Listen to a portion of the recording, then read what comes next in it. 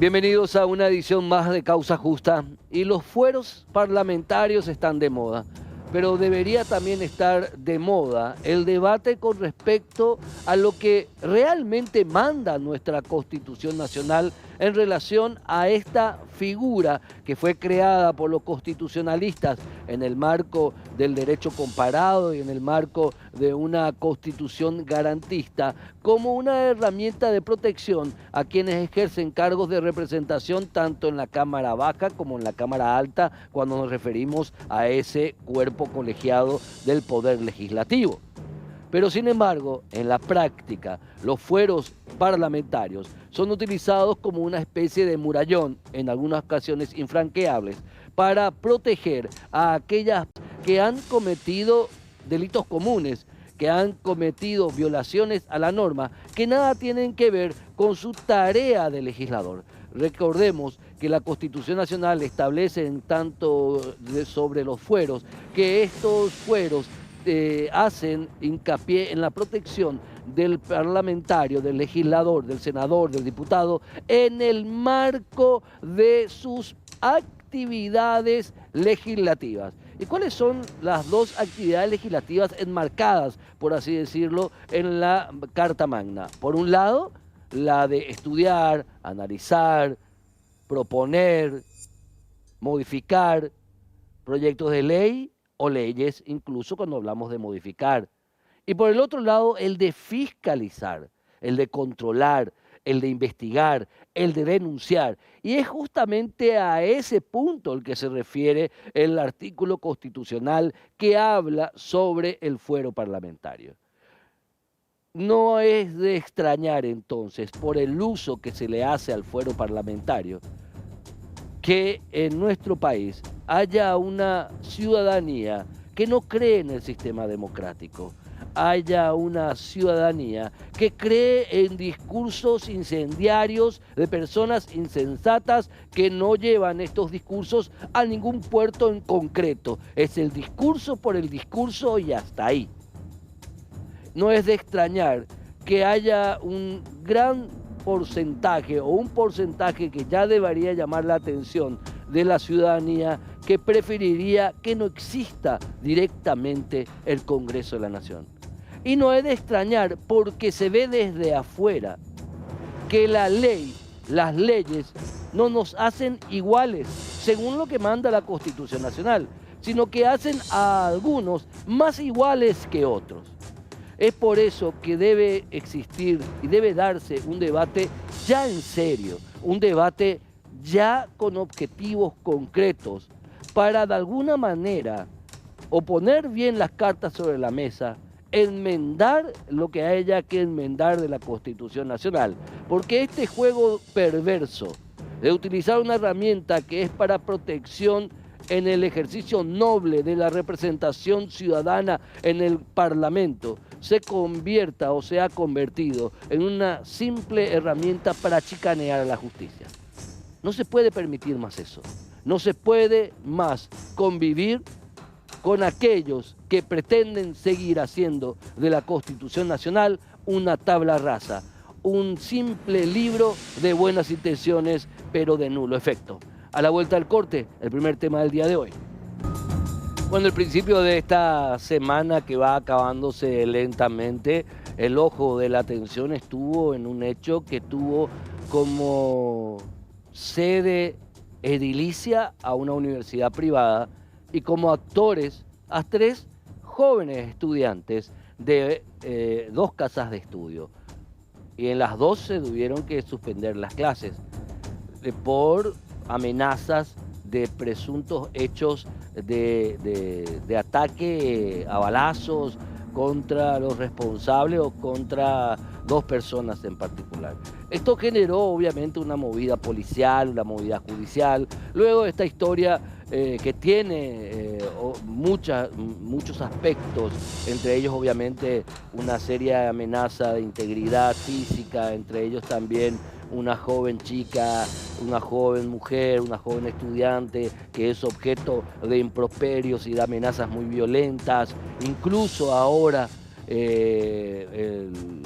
fotos de esta joven, también videos de esta joven de aspecto íntimo, están corriendo por las redes, este muchacho que ahora está en un sanatorio tratándose o siendo tratado por algún tipo de problema de orden emocional o psicológico. Muchos componentes, obviamente esta historia fue tapada después por todo lo que pasó en el Parlamento, pero no es menos cierto que este tipo de hechos, cada vez menos aislados, de amenazas para realización de ataques en lugares públicos, de los famosos, como que se le llama masacres, tiroteos, son cada vez, como decíamos, menos comunes y más presentes, y decimos, bueno, como el del pastorcillo mentiroso, que avisa y es mentira, y ojalá Dios no quiera, uno de estos días no se avisa y pasa.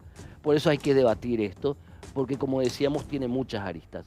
Y estamos con la licenciada Lides Leiva, quien es psicóloga forense, quien es parte del Poder Judicial, pero también es autora de una obra, de una investigación muy interesante que justamente, no publicada hasta ahora porque debería publicarse, que tiene que ver con el alumnado universitario y tiene elementos muy importantes esta investigación. Licenciada, ¿cómo está? Bienvenida. Gracias por estar con nosotros en Causa Justa. Buenas noches, doctor. Muchas gracias por la invitación. ¿Cómo deberíamos analizar este tipo de hechos? Porque el mes pasado pasó en una universidad en el interior, que fue de broma, parece, ahora pasó acá en la capital y en el ámbito universitario. Situémonos en el ámbito universitario. ¿Qué está pasando? Y como siempre, en materia pendiente, salud mental, ¿verdad? Usted habló de mi trabajo de investigación.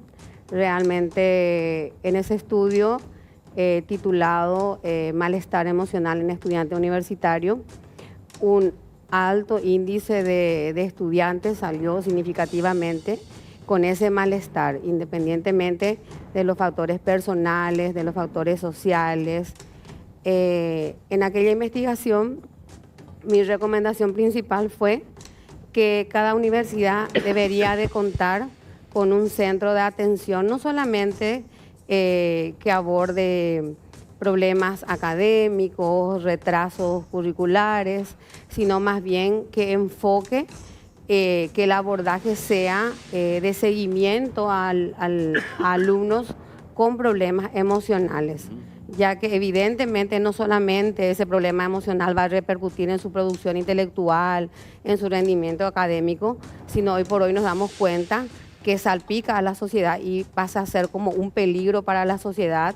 Está en juego la seguridad de docentes, en este caso, de alumnos de toda la institución, ¿verdad? O sea, no solamente es un problema personal del alumno, sino nos damos cuenta que hay una repercusión en todas las áreas, ¿sí? Social, académico, personal, emocional, que necesita de un seguimiento y no un abordaje, una visión netamente académica para retener alumnos ni para conservar al alumnado, ¿verdad? Sino un acompañamiento de ese problema emocional, un seguimiento, si por ahí hay alumnos que en admisión ya se puede de alguna manera identificar la problemática que pueda tener para que se le pueda hacer un acompañamiento en todo su proceso educativo.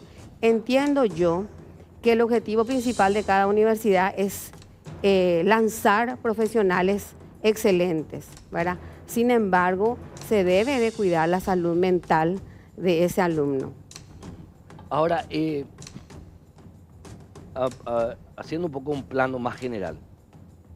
Antes, obviamente, desde el principio de los tiempos, existió la persona engañada y la persona que engaña, existió la frustración emocional, existió el conflicto, existió el tercero o la tercera en discordia, pero de un tiempo a esta parte, con la introducción de las redes sociales, parece que todo se realiza, lo que podría pasar en un ambiente más cerrado se masifica increíblemente. Así mismo, la difusión se hace más rápida, ¿verdad? Nosotros sabemos que el apego, ¿verdad?, se inicia en la niñez. pero los trastornos del apego van aflorando a medida que uno va creciendo, ¿verdad? ¿Cuáles son los trastornos del apego? Y tenemos en este caso un trastorno, un apego enfermizo, ¿verdad? Donde una persona tiene un vínculo obsesivo por el otro. Y en realidad hay varios temas a ser abordados en este tipo de problemas, como le digo, el apego, también manejar un poquito la inteligencia emocional, porque llama la atención también un aspecto, ¿verdad? Que es que corresponde a la parte interpersonal, que es la empatía, ¿verdad? Que es situarse en el lugar de la otra persona cuando vemos que hay un sufrimiento emocional. Entonces hay varios temas que deben ser abordados en esta problemática. La frustración como la norma, o sea, no sería Tolerancia. la tolerancia a la frustración muy baja. Se habla y se dice hasta en especie de zona, nosotros generaciones más viejas, ya, a decirle, siempre decimos, mira un poco cómo puede hacer eso. Estas generaciones tienen frustración de cristal. ¿Ese es un concepto válido o también es un prejuicio? Es un concepto a tener en cuenta porque ese afán de inmediata satisfacción de las necesidades, ¿verdad? Yo quiero eso ahora. Entonces no hay límites y afecta en demasía la toma de decisiones, ¿verdad? De ahí que la inteligencia las emociones no son controladas intelectualmente. Por eso es que se pasa a las demandas, a la agresión y va rompiendo límites, por decirlo así, ¿verdad? Hay que manejar un poquito la tolerancia a la frustración desde niños, por eso es que le estoy diciendo que todas estas patologías tienen inicio en la niñez, porque en la infancia. En este caso en particular podríamos hablar de patologías, atendiendo a que no creo que usted no haya escuchado los audios, se fue masificado los audios de este Sí, pobre muchacho. escuché, pero creo yo que debería de analizar de un modo más profundo, ¿verdad? Porque sería un poco irresponsable dar un veredicto sobre eso. Sin embargo, lo que se puede observar a simple vista es que en este caso no hay control intelectual sobre las emociones. Y también ¿verdad? otra cuestión, los padres, en muchos sentidos, aquellos que atienden la vida de sus hijos, atienden hasta que terminen el colegio, 19, 20 años, y después les consideran ya preparados para enfrentar el mundo. Andate a la universidad, hacete cargo, si no querés irte a la universidad, anda a trabajar. Y es como que los progenitores, en algunos casos, se divorcian ya de sus hijos, ¿verdad? Y sabemos que nuestra intervención con nuestros hijos siempre, el acompañamiento es integral. No solamente satisfacer sus necesidades básicas, sino la parte emocional y acompañando sus distintas crisis, porque estas crisis deberían de ser circunstanciales. Obviamente ¿sí? Con esto yo no estoy, al decir pobre, pobre muchacho, lo estoy diciendo en el contexto de la condición que al parecer que es de un problema hay un sufrimiento emocional, mental, pero él tiene responsabilidades porque él amenazó de muerte, él amenazó, maltrató terriblemente a la joven, e incluso amenazó con divulgar videos y fotos íntimas de la joven, y lo hizo porque esos videos y fotos están divulgándose por todos lados. No se les culpa a él de ningún punto de vista, ¿verdad? Pero estamos hablando también con respecto a lo siguiente, la manera en que esta chica al final lidió sola. Porque esta chica lidió sola ante esa andanada de improperios, ante esa presión enorme que ejercía esta persona. Al menos eso se parece, ¿verdad? Y acá se ven dos situaciones antagónicas, ¿verdad? Por un lado, el sobreapego a una relación ya terminada, en donde, repito, no hay control intelectual sobre sus estados emotivos, y por el otro hay una actitud firme y punto final a la relación sentimental, ¿verdad? Que es en el caso de la chica, es lo que se puede percibir a simple vista, ¿verdad? Pero también lo que veo, ya no recurrió a nadie al final, porque al parecer que la denuncia no la hizo ella, la hizo otra persona, un tercero, que alumna de la universidad donde entran los dos, porque leyó esas cuentas de Instagram de amenaza de ataque a balazos. Y por eso esa persona hizo la denuncia. Exactamente. Entonces lo que se denota entonces es que había un poco de impunidad en él, a favor de él, y un abandono en contra de ella porque ella no pudo, no supo, no tuvo tiempo de recurrir a nadie que la auxiliara. Sin embargo, se ve una actitud bastante firme en cuanto a la ruptura de la relación y al punto final, ¿verdad? Ahora bien, ¿qué hacemos como padres? Porque siempre hablamos, y esto es muy cierto también, siempre hablamos de las etapas iniciales de la evolución de nuestros hijos. Cuando son bebés, la primera infancia, la adolescencia y la primera juventud. E insisto en esto, 21 años, que todavía ni son adultos jóvenes en su mente, muchos, ya prácticamente que está o no está, que esté vivo o que esté viva es la cuestión. Sí, para nosotros los psicólogos, aunque tenga 28 años y tiene dependencia económica y emocional de los padres, aún no terminó la adolescencia, ¿verdad? Pero ¿cómo hacer entonces como padres? Y hay situaciones... líneas de diálogo con ese adulto joven que ya está en la universidad o está en el trabajo, pero es joven todavía, recién dejó la adolescencia, recién dejó la juventud, es un adulto joven. ¿Qué hacer con ese individuo? Intervención oportuna en cada situación de crisis. Por ahí vamos a los súper, vamos a ver, por ejemplo, los niños que hacen berrinches queriendo juguetes, ¿verdad? Y los padres, para no pasar vergüenza, le compran. Entonces, se va acrecentando. Esta vez me compró uno, después uno más caro, más grande, y está acostumbrado a tenerla ante el menor berrinche. Esto se va instalando, este tipo de conducta. ¿Qué quiere decir? Que en esa etapa evolutiva de los berrinches no se ha superado esa crisis que corresponde a esa etapa evolutiva. Eso se arrastra hasta la adultez. Entonces, el objeto de amor ya no es ese juguete que yo quería, sino es una persona. Y de ahí está mi obsesión focalizada a ese objeto de amor que es mi enamorada, por decirlo así. ¿Y cómo hago como padre de familia para hablar con ese joven adulto de 21, 22 años, que ya sale a farrear, que ya no hay más problema que llegue a tal o cual hora?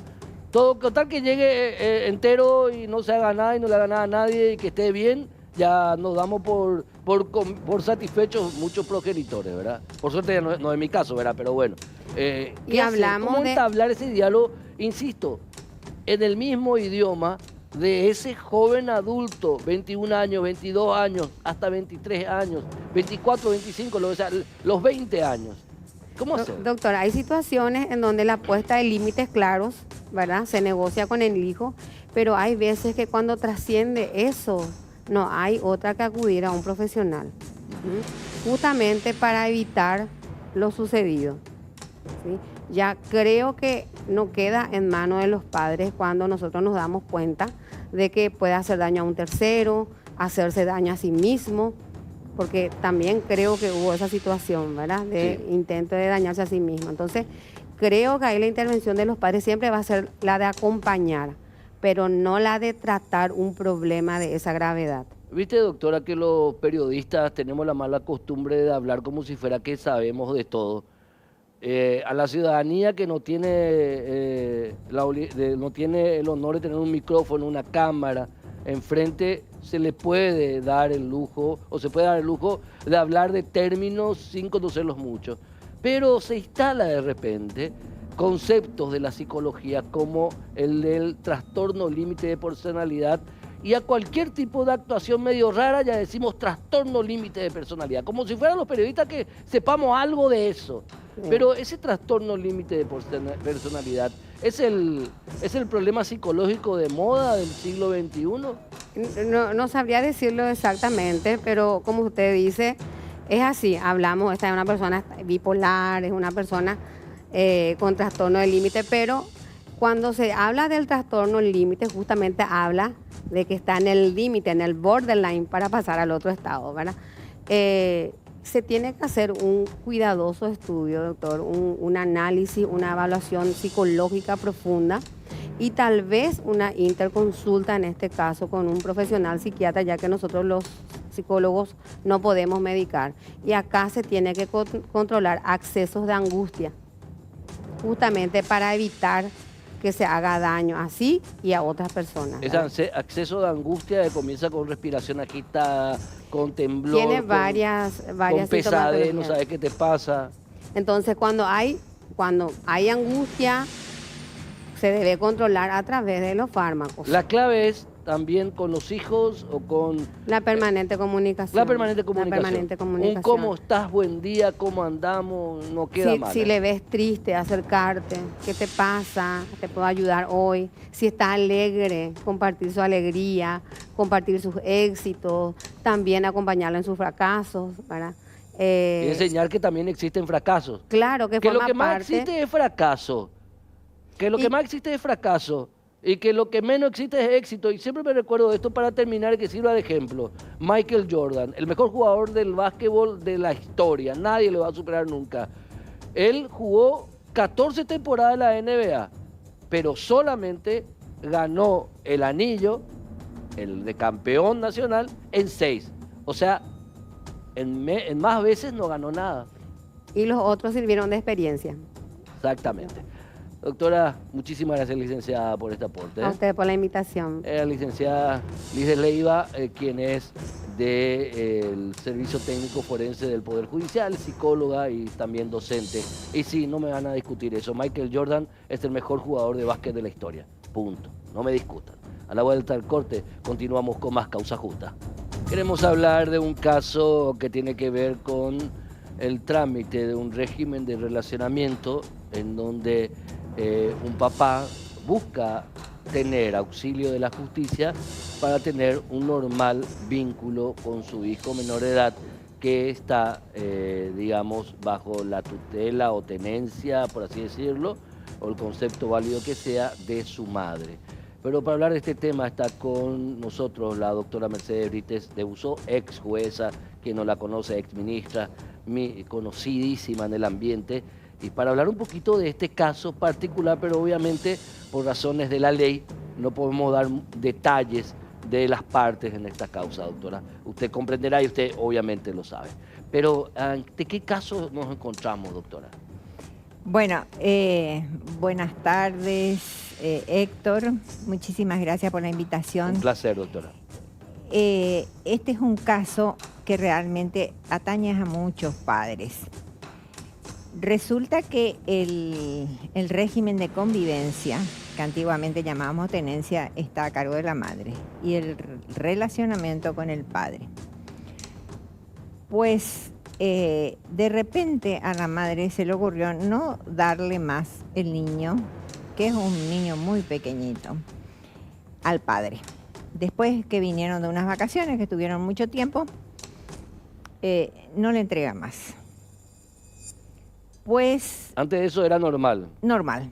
Desde el 21 de febrero, desde el 27 de febrero, el padre hasta ahora no le puede ver al hijo porque a la madre se le ocurre que no le tiene que ver. Pero no hay ninguna representación de la madre contra el padre en el expediente o en otro ámbito diciendo que el padre es un peligro para el niño, que no puede estar con él, que se pide la modificación de las reglas de... Antes de comenzar el juicio, yo le llamé a la persona, a la señora en mi escritorio, con el papá y con su abogada, de manera de llegar a un acuerdo, a ver qué es lo que quería.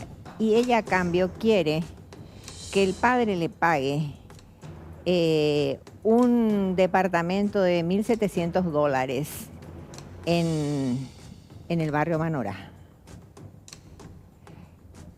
Y el chico no es una moneda de cambio.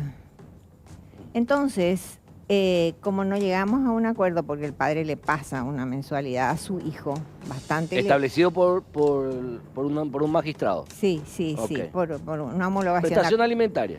Por una, sí. Homologada. Exactamente, un acuerdo homologado, que cumple al pie de la letra. Entonces, ella, en virtud a eso, que no consiguió su objetivo, ella dispuso utilizar al hijo como rehén. Pero esto, ¿sabes por qué me gusta que traigas esto a tu programa? Porque es pan de cada día. Esto en el tribunal es pan de cada día. el papá no le está viendo a la criatura. Ahora, un niñito tan pequeño, de 3 años, ¿qué se le pasará por la mente? Que papá no me ve, ¿por qué papá no viene? ¿Por qué después de unas lindas vacaciones que tuvimos, papá no viene? ¿Por qué no frecuento con mi abuela? ¿Por qué no frecuento con mis tías? ¿Por qué no me frecuento con mis primitos? Entonces, ¿en dónde está el interés superior del niño? Como era imposible relacionarse por la vía amistosa, entonces hemos planteado un incidente de incumplimiento de régimen de relacionamiento. Para plantear un incidente se debe cumplir ciertos requisitos, que son demostrar fehacientemente de que la mamá no está dando el cumplimiento del régimen de relacionamiento. Y nosotros lo hemos hecho a través de escrituras públicas, con informe del colegio, hemos pasado grabaciones, nos hemos constituido con escribana pública. Bueno, ¿cuál es el procedimiento? En la jurisdicción de la niñez, el procedimiento es sumario, pero cuando es un incidente de incumplimiento de régimen de relacionamiento, es sumarísimo. Cuando hablamos de sumarísimo, ¿en qué tiempo procesal? Rápido. O sea que se presenta la demanda y el juez inmediatamente tiene un plazo máximo de 3 días de llamar a una audiencia a los padres para investigar. El juez es el director del proceso. Sí. Sin embargo, la juez que nos tocó desvió el procedimiento, cosa que no debe hacer, no puede hacer. ¿Por qué desvió el procedimiento? Porque dispuso un equipo interdisciplinario, así usó la palabra la juez, y la palabra correcta es multidisciplinario, para que se constituya en la casa de la madre a ver si es verdad que el padre que la mamá no le da al hijo. Entonces, ¿de qué sirven las escrituras públicas que hacen fe? El niño en este momento no se está yendo al colegio, porque la madre tiene un recelo que el padre se constituya en el colegio para verle al hijo, en el recreo o cuando sea. Los primeros tiempos, cuando el niño se iba, no era al colegio, a la guardería, cuando el niño se iba a la guardería, el papá estaba cerca. Cuando la mamá veía que él se acercaba al colegio para verle al hijo, ella le alzaba y le llevaba al auto y salía. Entonces, acá tenemos, Héctor, problemas serios con el Poder Judicial, porque la juez no puede delegar su función. Tendría que irse ella.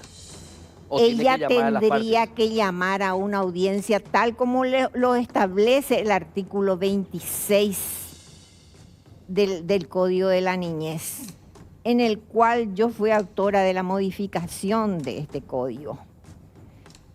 Inmediatamente tiene que llamar, porque bajo fe de juramento él presentó la demanda de incumplimiento. El incidente de incumplimiento. El incidente de cumplimiento. Entonces, estamos con un retraso desde el 27 de marzo que nosotros hemos presentado. El incidente, el 27 de marzo. Hasta la fecha la audiencia no se lleva adelante. 2 meses cuando debería ser en 3 días. Entonces, acá se están violando derechos del niño. Porque un niño tiene la necesidad de verle y criarse con papá y mamá. Sí. Y papá está en representación del niño ejerciendo a través de la patria potestad que la ley le otorga. El derecho de pedir por ese niño, porque él es muy chiquitito, apenas 3 años tiene, para pedirle a la justicia. Entonces, planteamos inclusive un recurso de reposición contra Y este equipo multidisciplinario para certificar el incidente que ustedes habían presentado como parte del proceso, esta señora jueza integró con qué tipo de profesionales. Mandó al departamento del equipo interdisciplinario, multidisciplinario, que es la palabra correcta que establece el código, está integrado por médicos forenses, psicólogos forenses, asistente social y otros. Entonces, hoy se fue y se constituyó la asistente social para verificar lo que la juez quería, ¿verdad? Ujú. Y la madre alegó que no le va a entregar al hijo mientras no venga todo el equipo interdisciplinario. Entonces, esta señora está jugando, la mamá de la criatura. Ujú. Y la juez no puede seguir jugando con el niño y con el padre. Porque no está cumpliendo lo que dice el artículo 96 del Código de la Niñez. Y es más, el artículo 54 de la Constitución Nacional establece que en caso de conflicto siempre prevalece el interés superior del niño. Sí. Artículo 54 de la Constitución Nacional, Infine. que parece que en algunos pasillos del Poder Judicial se han olvidado de la existencia de ese artículo. Sí. Entonces, cuando nosotros planteamos un recurso de reposición contra la resolución de la juez, ella rechazó. ¿Por qué rechazó? Diciendo que ella tiene facultades para nombrar al equipo multidisciplinario, psicóloga, asistente social, médico forense, quien sea, que Pero, vaya a verificar. A ver, con todo el respeto, ¿verdad? Y poniéndome obviamente como siempre en el medio. Para eso está un equipo multidisciplinario. Ahora bien, ¿envió ya ese equipo multidisciplinario? Hoy. ¿A cuántos envió? Pues se fue uno, nomás tenía que haber seguido todos. No. ¿Y por qué no se fueron? Y no sé, yo sinceramente estoy desconcertada.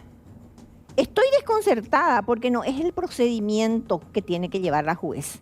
No es el correcto. Bueno, tal vez, a ver, pongámosle que la jueza quiere hacer todo completo, que no es, que lo que establece el Código de la Niñez es que ella debería haber llamado a las partes hace rato. Ahí mismo. A los 3 días y hace 2 meses que no llama a las partes. No. Eso dice el Código de la Niñez. Prefiere que se vaya otras personas que son del equipo multidisciplinario que existe. Sí. Que existe, que está bien que exista. Y tal vez esas son las prerrogativas. El tema es del tiempo nomás, doctora. Claro. Ese es el tema.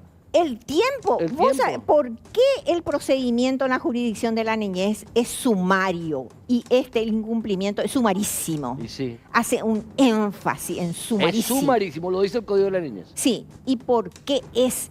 Porque el niño es un ser humano que está en una etapa de crecimiento y necesita, todo ser humano necesita de papá y de mamá para crecer bien.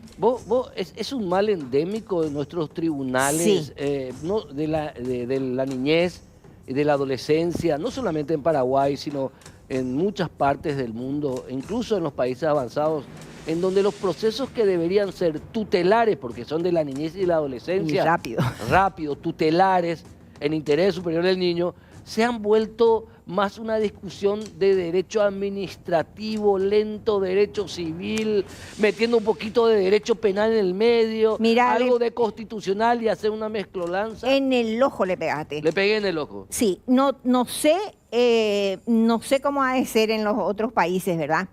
Pero acá la justicia de la niñez está muy deteriorada. Y viene la actuaria y te dice, pero es criterio de la juez, pero criterio no es ley.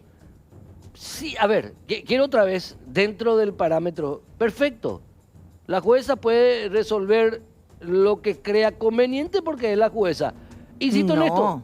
A ver, tiene que en el marco de la ley, en el marco de la ley, Sí, en el marco de la ley, tiene el equipo multidisciplinario a su cargo, perfecto. Ella quiere, en vez de que vengan las partes, ella quiere ya que se vaya el equipo multidisciplinario. no Ese- quiere, lo que quiere la juez es que vayan a verificar si es verdad que no le da. Eso es lo particular, porque eso ya ustedes ya como parte Hemos demostrado han demostrado Sí. como parte. con escrituras públicas que hacen plena fe. ¿Sabes por qué yo te felicito? Ese incidente para ustedes es un incidente que las partes tienen todo el derecho de presentar y que el juez tiene de tramitar como un incidente. Claro. De Y manera no hay sumarísima. laguna en la No hay ley. laguna ahí. No. No hay, Entonces, no hay espacios vacíos para la interpretación. no, no, de ninguna manera. Ok. Entonces, ¿sabes por qué yo resalto y te agradezco que me hayas invitado para traer el caso a colación? Porque siempre la niñez está en el chiquitaje. Siempre está. Nosotros no tenemos jueces competentes. Y yo puedo decir, porque yo estuve en el Poder Judicial y trabajaba, y nunca en mi vida tuve ni un solo urgimiento. Así, rápido, rápido, rápido. Porque el niño necesita respuestas rápidas. ¿Cuál es tu pedido finalmente, doctora Mercedes Brites de Busso? ¿Qué Mi planteas pedido- a las autoridades? Mi pedido es que la sala de parto del Poder Judicial, que es el Consejo de la Magistratura, tome en serio cuando va a nombrar las ternas en la jurisdicción de la niñez, porque se trata de niños inocentes que no pidieron venir al mundo. Y darle más herramientas también. Y que nombre personas que tengan vocación de servicio. Especialistas en la materia, está diciendo, claro. Sí, pero que tengan ya una carrera previa en el ámbito de la niñez y la adolescencia, porque un espíritu diferente. totalmente, en este momento nosotros tenemos jueces que no le interesan los niños, solamente meter la tarjeta a fin de mes. Es una verdadera vergüenza. No tenemos, es una vergüenza en todo el país.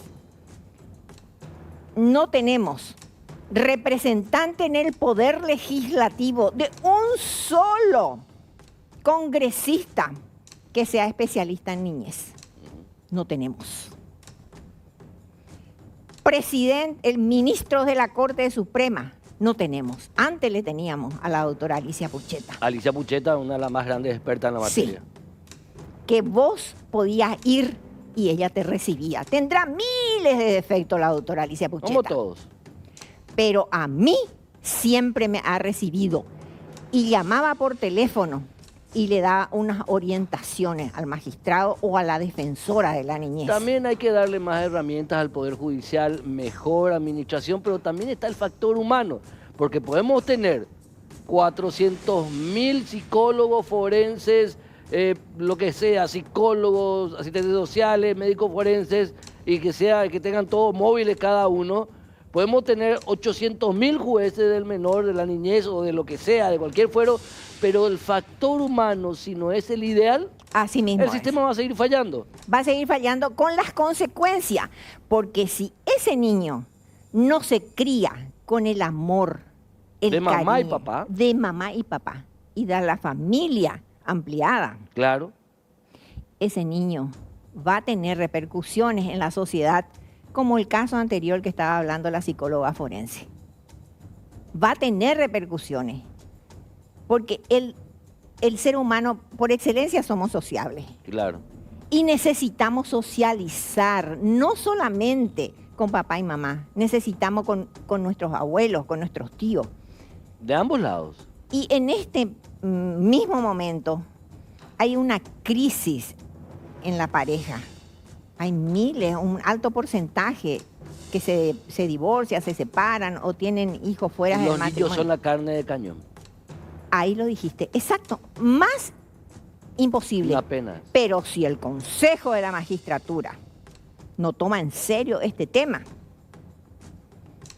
y el jurado de enjuiciamiento de magistrados no le saca cuando se hacen las denuncias, vamos a seguir teniendo problemas serios. Pero ¿sabes dónde? En la sociedad. Doctora Mercedes Brites de Busso, muchísimas gracias. Gracias a vos. Si bien obviamente no mencionamos nombres en estos casos porque del ámbito de la niñez y la adolescencia, para no identificar ni siquiera a la magistrada, es bien sabido que cada uno sabe lo que hace o deja de hacer. Y si aquella persona de la contraparte de esta causa quiere venir a hablar, obviamente su representante legal, para que la familia no sea identificada, está invitada esa persona, ese representante legal o esa representante legal, a venir acá a ocupar el mismo espacio de la doctora Mercedes Brites de Busso. Gracias, doctora.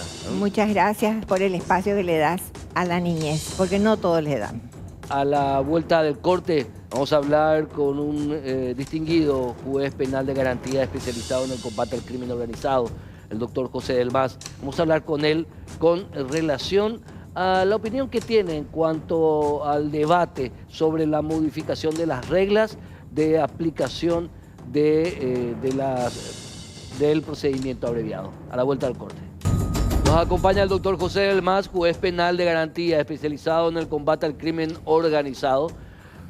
Doctor José del Mas, realmente un placer tenerte acá con nosotros en Causa Justa para hablar un poquito de la opinión de un magistrado, de un juez penal de garantías, que obviamente el Código Procesal Penal y el Código Penal son sus herramientas de trabajo, más la Constitución Nacional.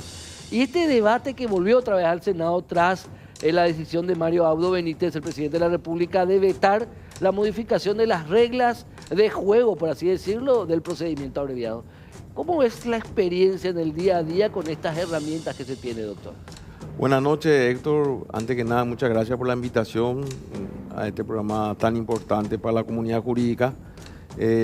Antes de comenzar a hablar de esta figura y también de la objeción que también leí hace poco del Poder Ejecutivo, quisiera una breve reseña, ¿verdad?, histórica, que tiene que ver con los prolegómenos, ¿verdad?, de dónde vienen todas estas figuras nuevas que están implementadas en el sistema acusatorio garantista. Bueno, acá hay que tener en cuenta, primeramente, creo que es muy importante, que este Código Procesal Penal, que está dentro de la Ley 1086/98, tiene como base la Constitución actual de 1992, que fue posterior del 89, y se creó esta Constitución, en donde justamente se estableció una serie de principios y garantías fundamentales que anteriormente no tenía prácticamente fuerza o no existía en la Constitución anterior. Justamente esto se basa nuestro Código Procesal Penal actual. Hay un cambio muy importante, ¿verdad?, del sistema inquisitorial al sistema actual acusatorio garantista. Este sistema inquisitorial era que justamente era totalmente escrito, el juez era el que investigaba y decidía, y justamente este sistema hacía que ciertos principios fundamentales que hoy existen actualmente en nuestro nuevo paradigma acusatorio garantista, como el principio, por ejemplo, la inmediatez. Se decía muchas veces que se jugaba y se trataba papeles, porque era totalmente escrito. Hoy en día es fundamental, por ejemplo, la inmediatez, la oralidad, que es nuestro proceso actual. Yendo eso también, antes de entrar lo que es la figura del procedimiento abreviado, justamente la Constitución estableció en su preámbulo, ¿verdad?, los parámetros fundamentales, ¿verdad?, la libertad, la igualdad, la justicia, y estableció un elemento muy importante que es el reconocimiento de la dignidad humana. Dentro de ese reconocimiento de la dignidad humana, justamente no es solamente el reconocimiento al imputado, sino también al papel que hoy cumple la víctima dentro del procedimiento penal. Y dando como se dice, esos prolegómenos, quisiera, sobre el punto que me tocaste, la figura del procedimiento abreviado, también conocido como la probation por el sistema norteamericano. Esta figura establece dentro de nuestro Código Procesal Penal, para la admisibilidad actualmente, una pena máxima inferior a 5 años, hasta la audiencia preliminar. Y los presupuestos son que el imputado reconozca el hecho, consienta la aplicación del procedimiento abreviado, y su abogado diga a través de una firma, ¿verdad?, que consintió la aplicación de este procedimiento libremente. Luego está el trámite, ¿verdad?, el trámite actual del procedimiento abreviado, que es a pedido del Ministerio Público, la querella, si hay querella, y el imputado o la defensa, ¿verdad?, conjuntamente o separadamente. Entonces, el juez de garantía, ¿qué hace? El juez de garantía tiene que oír al imputado y después convoca una audiencia también a la víctima o querella. Y finalmente, a veces, dice el código, puede absolver o condenar. Eso en la práctica, estadísticamente, el 90%, yo te puedo asegurar, en la práctica, el tema de la solución no existe. Sería un mini proceso, pero no existe eso prácticamente en la práctica. Sí, lo que existe es la condena, y especialmente esa condena que tiene relación con el artículo 44 de la Ley Sustantiva o Código Penal, que es la probation, justamente la suspensión a prueba de la ejecución de la condena si se da ciertos presupuestos.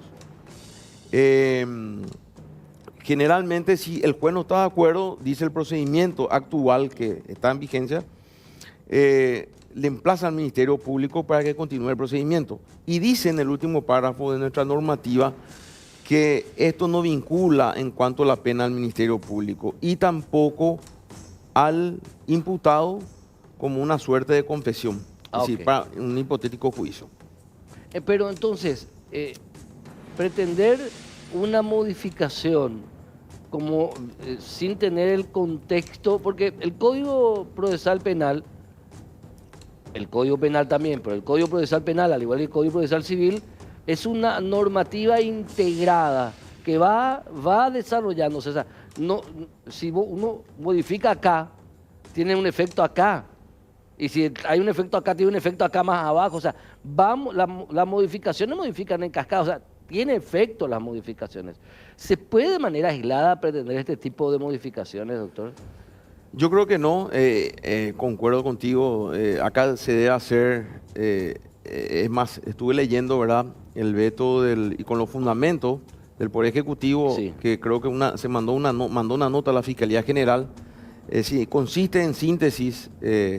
Se habla del proyecto de ley, en cuanto a la admisibilidad, habla de un marco penal, vamos a decir así, de expectativa de pena de 2 años o multa, y se incluye también que el imputado debe dar un relato circunstanciado y completo de su actuar, y esto debe ser corroborado por los medios de pruebas que establece la ley por el Ministerio Público. Y ahí viene el problema, ¿verdad?, que justamente dice la Fiscalía General del Estado en relación a esta ley. Independientemente de eso, punto seguido dice que en caso que dé ese relato circunstanciado, se puede rebajar la pena, vamos a decir, de la expectativa, es decir, a la 3/4 parte, entonces, del requerimiento fiscal. Y la Fiscalía dice, en la nota que manda al Ejecutivo, dice que esto vulnera el artículo 248 de la Constitución Nacional, que está bajo el epígrafe de la independencia del Poder Judicial. Es decir, que otros poderes no pueden atribuirse funciones jurisdiccionales. Claro. Y entonces dice que es solamente esa expectativa que establece este proyecto de ley puede calificar el juez, el órgano jurisdiccional, no así el Ministerio Público. Entiendo. Entonces, ¿cuál es la solución a la problemática que pretendían los proyectistas de esta modificación de reglas del procedimiento abreviado? Ante el cuello de botella que hoy día se da en el sistema judicial, con el ejemplo de más del 75-76% de los presos que no tienen condena, o sea, del 100% de las personas en las cárceles del Paraguay, 78% no tienen condena, tienen prisión preventiva. Después, la morosidad en la tramitación de las causas. ¿Cómo hacemos para que los casos que son evidentes, o flagrancia, o bagatelarios, por así decirlo, o menores, los casos no tan complicados, cómo hacer para que se resuelva más rápido? Porque nos quedó la cuestión de la justicia colombiana, que con otras figuras, obviamente, basadas en su propia Constitución Nacional, en su realidad, resolvieron el homicidio, el asesinato cobarde de Marcelo Pecci, el fiscal, en menos de 1 año. O sea, llegó primero la solución investigativa al caso que el aniversario o la recordación del primer año de la muerte, del asesinato de Marcelo Pecci. Entonces, ¿cómo hacer para imitar ese tipo de efectividad jurídica, doctor? Muy interesante ese punto de vista, Héctor, justamente a nivel de legislación comparada. Bueno, Colombia, bueno, entonces justamente podemos decir que cuando esta persona está reconociendo los hechos, justamente una suerte de delación premiada, ¿verdad? Por eso le está diciendo que te vamos a rebajar la pena a las 3/4 partes, dice, según el proyecto de ley. Y ahí yo leí también el tema de las interpretaciones diferentes que dan. Por un lado, la Fiscalía General dice, atenta al 248, la independencia del Poder Judicial. Por otro lado, también dice el artículo 18 de la Constitución que habla de las restricciones de la declaración del imputado, porque nadie puede declarar en contra de ella. Y acá te está estableciendo para la admisibilidad que si es que dice, cuenta qué pasó y corroborado con la prueba del Ministerio Público, se puede rebajar la pena, que es de 12 años. Independientemente de eso, yendo a eso, a ese punto muy interesante, un poco de legislación comparada, justamente en Europa tenemos España, por ejemplo. España tiene un marco penal hasta 9 años para el procedimiento abreviado. Italia, por ejemplo, habla de 2 años. Y uno muy interesante, pero no es nuestro caso, porque ellos tienen otra clase de población y ahí sí hay realmente una cantidad inmensa de procesos, que es la de los Estados Unidos, que ellos no tienen un tope en cuanto la pena que se pueda aplicar en la probation, porque ellos tienen diferentes estados donde puede haber pena capital, pena de muerte. Entonces ellos tienen una negociación que se llama acuerdo de política criminal a los efectos del rebaje de la pena, que ellos le llaman el pre-binding, que es un ajuste o rebaje de pena, pero diferente al nuestro porque ellos también negocian los hechos.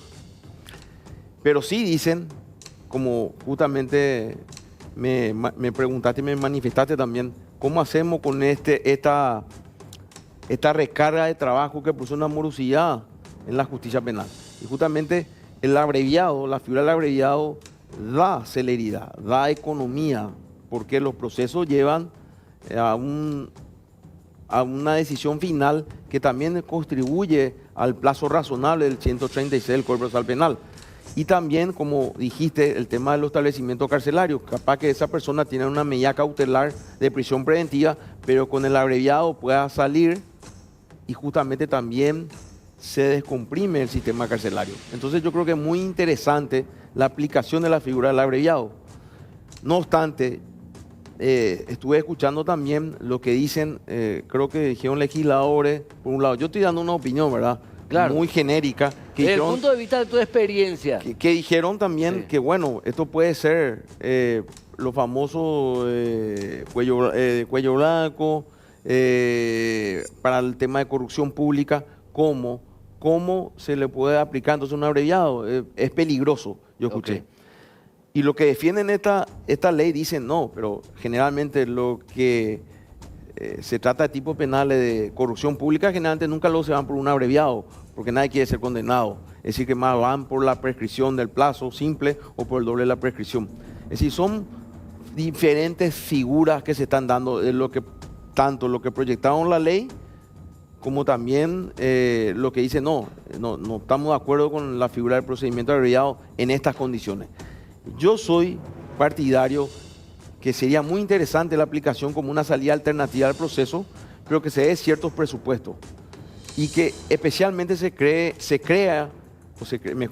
pueda crear una mesa de diálogo con un representante del Poder Judicial, sea el órgano jurisdiccional, del Ministerio Público, la defensa pública y también de control ciudadano, que sean de la sociedad, a los efectos de verdad de concienciar y dar finalmente una respuesta, ¿verdad?, finalmente a la sociedad, porque realmente esta figura da una respuesta a la gente, ¿verdad?, de dar una salida definitiva a un proceso penal. Claro, porque lo oneroso que es, lo particular es lo siguiente. A ver, con todo el respeto al Ministerio Público, a los jueces, todo el respeto.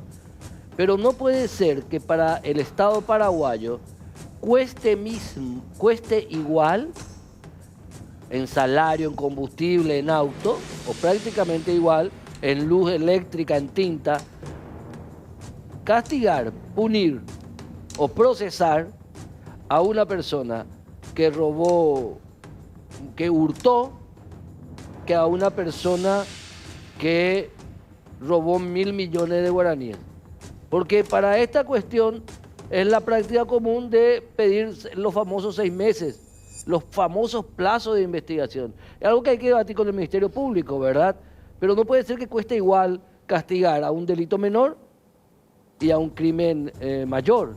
No puede ser que cueste igual para el Estado, que el Estado gaste igual para dos cuestiones totalmente diferentes, disímiles. Asimismo, yo creo que hay ciertos tipos penales y ciertas conductas, ¿verdad?, que está establecida que creo que por excelencia dentro de nuestro paradigma o modelo acusatorio garantista, se debería debatir en un juicio oral y público. Eso es categórico. Sí. Hay cosas donde debe haber un control no solamente ciudadano, sino esa publicidad que se le Hay da casos que deben llevar a juicio a oral. juicio oral sí. y público, Pero claro. hay otros casos que no es necesario que lleguen a juicio oral y público. Así mismo, pero justamente el abreviado que se plantea y el que está actualmente en el Código Procesal Penal lo define como un acuerdo de política criminal. Es una negociación que se da entre el Ministerio Público y la defensa, o en este caso el imputado, Claro. y que debe estar de acuerdo. Y finalmente eso nos presenta a nosotros como órganos jurisdiccionales a los efectos de decir, sí estoy de acuerdo, o si no estoy de acuerdo, le emplazo al Ministerio Público para que continúe o dé otro requerimiento. Es muy alto el porcentaje de casos que se resuelven vía alternativa, procedimiento abreviado. ¿Ahora mismo es muy alto o es bajo todavía? Yo te puedo, Héctor, hablar en mi caso particular. ¿En tu caso ¿verdad? particular? En mi caso particular, en la audiencia preliminar, bueno, generalmente, vamos a ser sinceros, la mayoría de los procesos no quieren ir a juicio oral y público. Entonces, a lo que me preguntás si es alto o no la figura del procedimiento abreviado, podemos decir un 50% sí, un 50% no. Generalmente no quieren plantearse tampoco en un abreviado porque eso se queda como antecedente. Y lo Claro. que plantean el abreviado siempre tiene que ser con una suspensión a prueba de la ejecución de la condena. Nadie quiere estar libre y después acepto el abreviado, pero me tengo que ir a un establecimiento carcelario a cumplir mi pena. Generalmente se da cuando la pena es inferior o es igual hasta 2 años, entonces te habilita el artículo 44 con ciertas reglas de conducta. Claro. Ahí sí no hay problema. Porque para, Pero- no dejar antecedentes.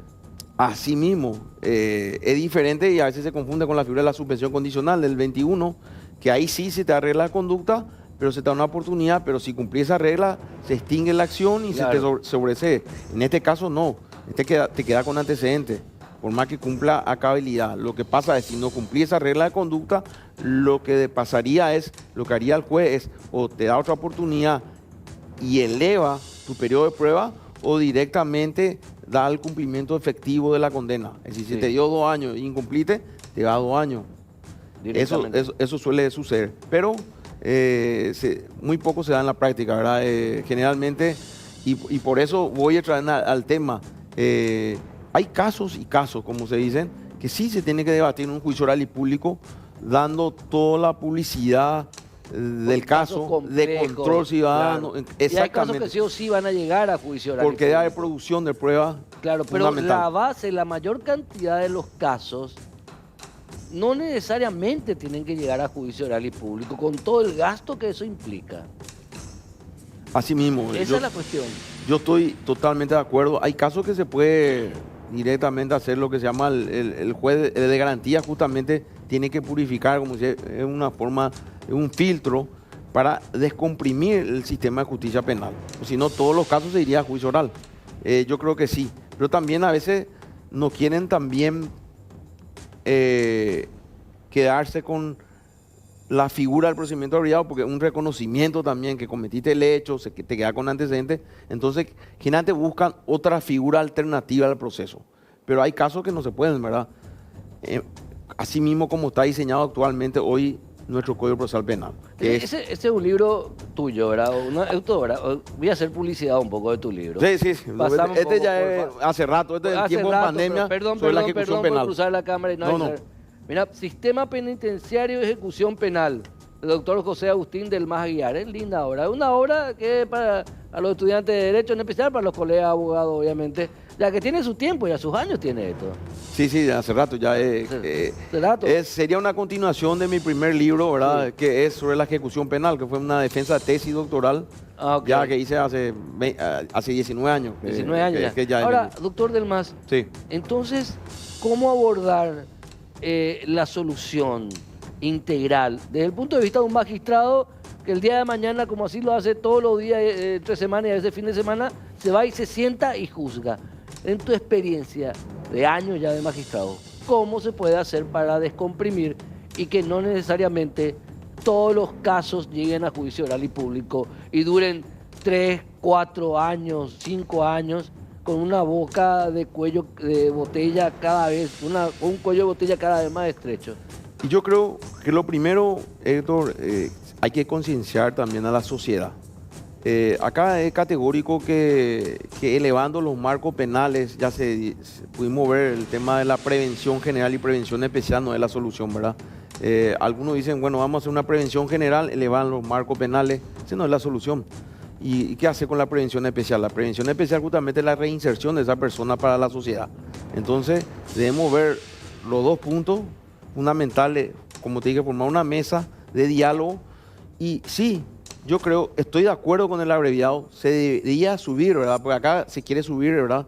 Esa expectativa de pena, ¿verdad? Acá habla de 12 años de multa, pero esto se debería de debatir con la Fiscalía General, porque acá el director de la acción y encargado de la investigación no está de acuerdo. Por eso se mandó una nota a la Fiscalía General. Entonces primero tenemos que dialogar. Hay que preguntarle al director de la acción, al Ministerio Público, que es fundamental, porque es un acuerdo de política criminal. Es una negociación, esta figura es una negociación del procedimiento abreviado que se da entre los litigantes. En este caso con el Ministerio Público, con la defensa del imputado. Si es que el Ministerio Público no está de acuerdo, ya no se puede. No se puede, porque y el juez está de espectador como director del debate. Lo único que puede hacer es decir, bueno, ¿estoy de acuerdo o no estoy de acuerdo? Si no estoy de acuerdo, le emplazo para que siga. Y ese es el problema. Entonces, acá estamos ya con el primer problema. El Ministerio Público dijo no.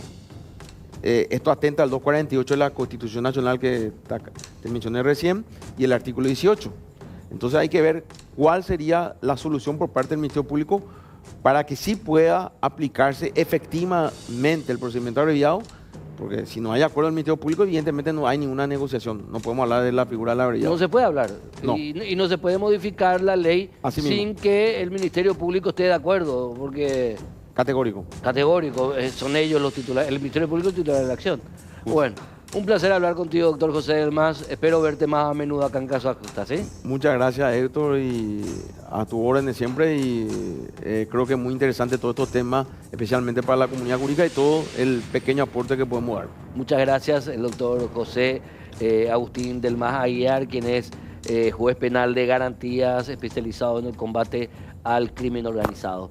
A la vuelta al corte continuamos con más Causa Justa.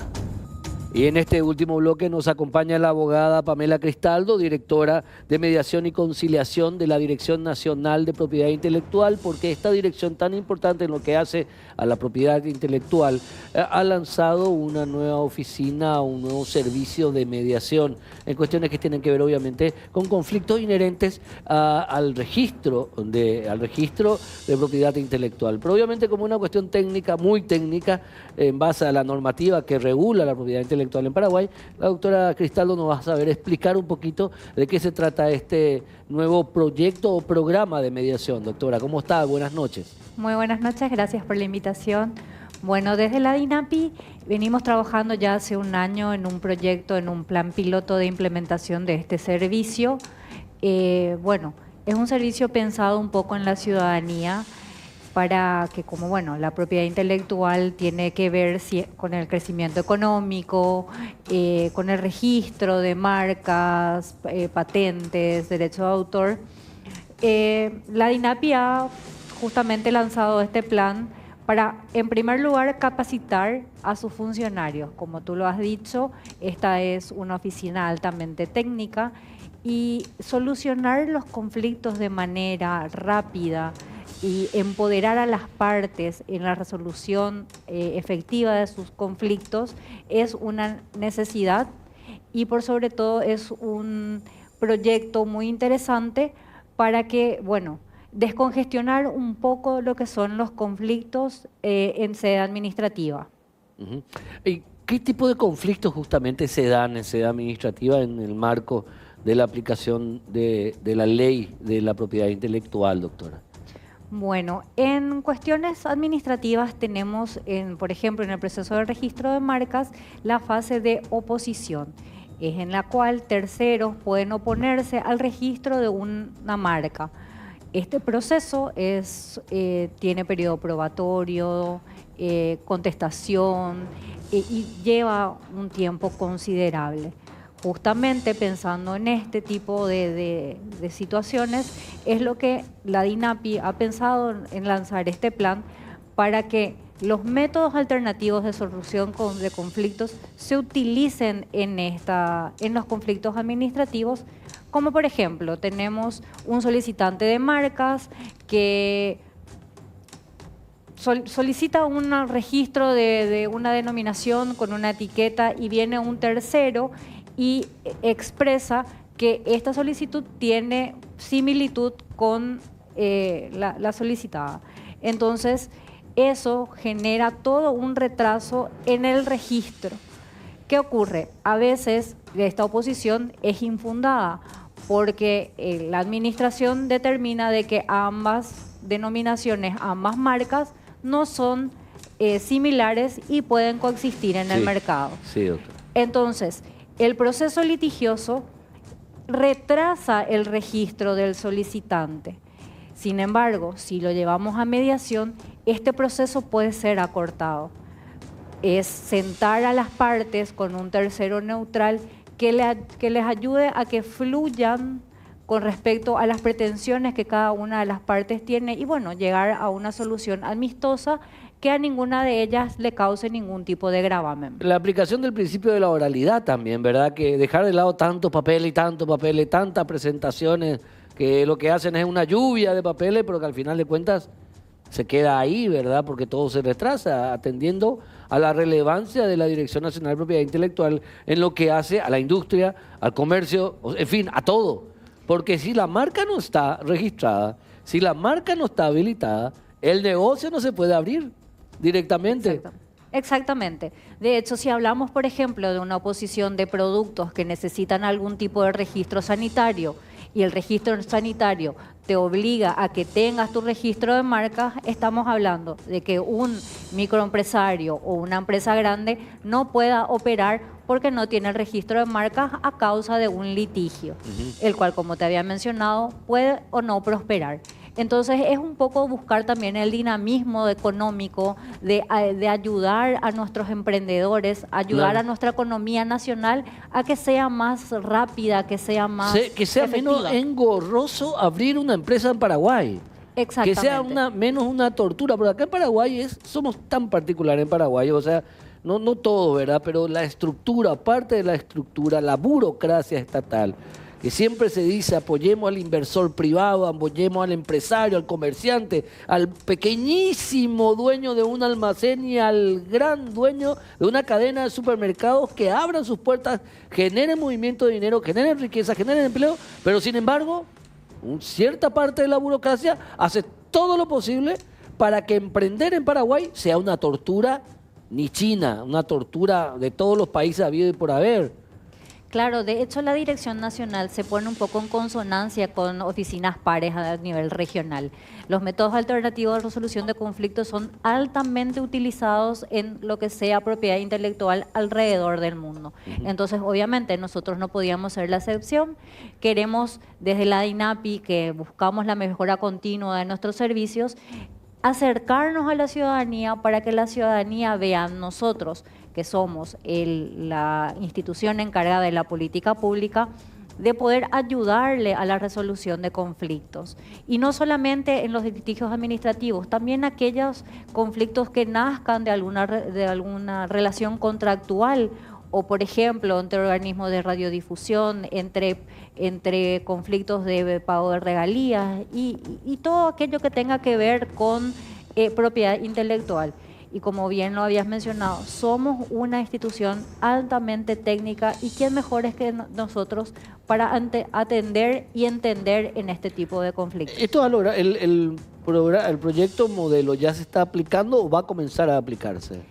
No, este trabajo empezó en el 2022. Entiendo. Con la formación de personal de la DINAPI en métodos de resolución de conflictos. Sí, que es toda una técnica aparte. Es toda una técnica aparte. Sí. Se hizo con capacitaciones internacionales y también de expertos nacionales. Ok. Y esto culminó con la aprobación del reglamento de mediación que se hizo en abril pasado. Este servicio hoy ya está disponible para toda la ciudadanía. Las personas que están viendo el programa, abogados, comerciantes, ven de todo y que tienen problemas hoy día justamente de propiedad intelectual, registro de marca, habilitar un negocio, lo que sea, ¿cómo pueden recurrir si es que encuentran que hay un problema y no quieren litigar, sino quieren tienen un espíritu conciliador? ¿Cómo pueden hacer para ajustarse o someterse al programa? Bueno, toda la información con respecto a este servicio la encontrarán en la página web de DINAPI. Tienen un apartado especial que habla de mediación, está el reglamento y toda la legislación vigente que es el sustento de esta herramienta. La mediación se solicita a través de un formulario en donde se llenan una serie de requisitos, como por ejemplo el nombre de la persona que solicita la mediación, sus datos personales, correo electrónico y datos de la otra parte. Eso se hace a través de un formulario y luego se envía por correo electrónico y ahí es en donde empieza a moverse el sistema. Se le comunica a la otra parte, se le invita a que asista a una audiencia y bueno, es un proceso que queremos hacerlo lo más simple posible para que justamente las personas puedan utilizar esta herramienta. Vamos a ver acá dentro de 6 meses cómo funciona el plan y cuál es el índice ideal de solución de los conflictos en base a la oficina de mediación y en cuánto tiempo tardan en solucionarse los procesos dentro de la DINAPI. Bueno, para hacer una comparación. Los procesos, si hablamos de un litigio administrativo, estamos hablando de entre 8 a 1 año para que tenga Entre resolución. 8 meses a 1 año. Sí, Me exactamente. asustaste, 8 años. No, perdón. 8 meses a 1 año. 8 meses a 1 año. Que es mucho lo mismo. Sí. Y si lo sometemos por mediación, podría ser incluso a la mitad del tiempo. Incluso la mitad del tiempo. Bueno, éxito en este nuevo plan de la DINAPI, Muchas gracias. doctora Pamela Cristaldo. Realmente un placer hablar contigo, ¿sí? Muchas gracias. Bueno, así llegamos al final de Causa Justa. Nos volvemos a encontrar en la próxima edición de el programa de ustedes. Rumbo a los 15 años, el 1 de agosto próximo. No se olviden de eso. Chao.